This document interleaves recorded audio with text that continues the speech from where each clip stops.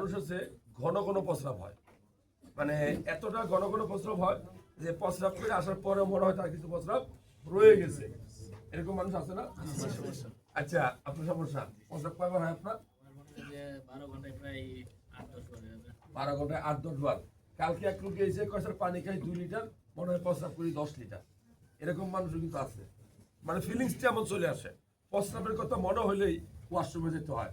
এমনকি পুকুরে পানিতে গোসল করতে নামলেও তাদের প্রস্রাব আসতে চায়। এই যে চরিত্রটা, এই যে স্বভাবটা, এই যে বৈশিষ্ট্যটা, এটা কি ভালো বৈশিষ্ট্য? কারণ এরা জার্নি করতে পারে না, বাসে চড়তে ভয় পায়। কারণটা কি কারণে হয়?